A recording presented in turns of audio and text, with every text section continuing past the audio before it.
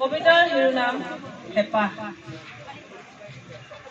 তুমি যিটো বাটেৰে অহা যোৱা কৰা সেইটো বাটৰ বাট চৰাতে মই এজোপা গছ হ'লো।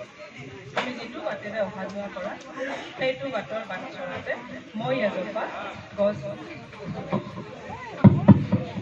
ৰ'দত শীতল ছাঁ দিম, ধুমুহাত খামোচ মাৰি ধৰি ৰাখিম তোমাৰ আল ফুল ঘৰৰ ভেটি। বসন্তৰ ফুল আৰু বাৰিষাৰ ফল এইবোৰতো তোমাৰ সেউজীয়া পাতৰ আৰে আৰে যেতিয়া সূৰ্যৰ হালধীয়া কিৰণে ভুমুকি মাৰিব, মোৰ বুকুত নিগাজিকৈ ঘৰ সজা চৰাইবোৰে তেতিয়া আনন্দতে কিৰিলি পাৰি উঠিব। সেই অনাদিন আনন্দখিনিও তোমাৰ।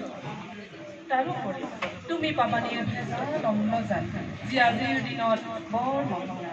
তুমি যিটো বাটেৰে অহা যোৱা কৰা সেইটো বাটৰ বাট চৰাতে মই এজোপা গছ হ'লো। এটি সৰু কবিতা। সম্প্ৰতি আমাৰ মানুহৰ যিমান হ'লেও নাটনি, সদায় নাটনি, বেংকত EMI, গাড়ী ঘৰৰ ইত্যাদি মুঠতে আমাৰ নুজুৰে। তেনে এটা প্ৰেক্ষাপটত মোৰ সৰু অনুভৱ। কবিতাৰ শিৰোনাম আকাল। সময়ৰ আটাইতকৈ জটিল অংক, যিয়ে কোটি কোটি খাই আশাৰ হৃদয়। সুধিলে কোনোবাই ঠিকনা মনত আউল লাগে ভাৱনাৰ। তুমিওতো জানা আকালৰ যে নাথাকে কোনো নিৰ্দিষ্ট পৰিসীমা। থাকি ধৰে সুখৰ ৰামধেনু, বজাই থাকে দুখৰ বেনু।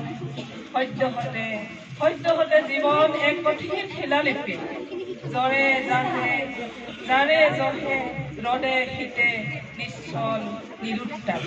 ধন্যবাদ।